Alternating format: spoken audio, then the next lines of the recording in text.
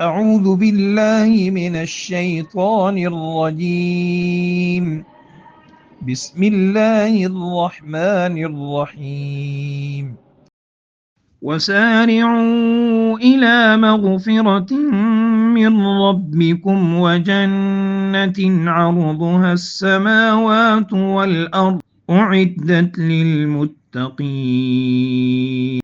ترجمہ: دوڑو اپنے رب کی مغفرت اور اس جنت کی طرف جس کی وسعت آسمان و زمین جیسی ہے، جو متقیوں کے لیے مہیا کی گئی ہے.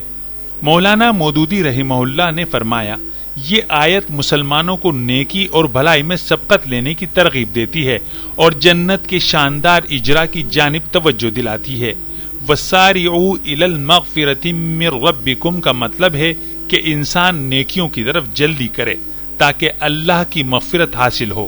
یہاں مسارعت یعنی دوڑنے کا مطلب یہ ہے کہ مومن کو سستی اور غفلت سے دور رہنا چاہیے اور نیک کاموں میں سبقت.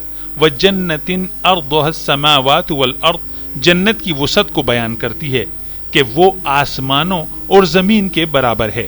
یہ محض ایک انداز بیان ہے تاکہ انسان کو اس کے عظیم الشان ہونے کا اندازہ ہو سکے. اس سے یہ مراد ہرگز نہیں کہ جنت کا سائز بالکل آسمانوں اور زمین جتنا ہوگا، بلکہ اس سے جنت کی بے حد وسعت مراد ہے. جنت کن لوگوں کے لیے ہے؟ اعدت للمتقین، یعنی یہ خاص طور پر متقی لوگوں کے لیے تیار کی گئی ہے.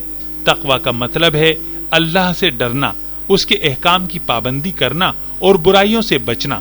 اس کا مطلب یہ ہے کہ جنت محض خواہش سے نہیں بلکہ تقوی کی راہ اختیار کرنے سے حاصل ہوگی.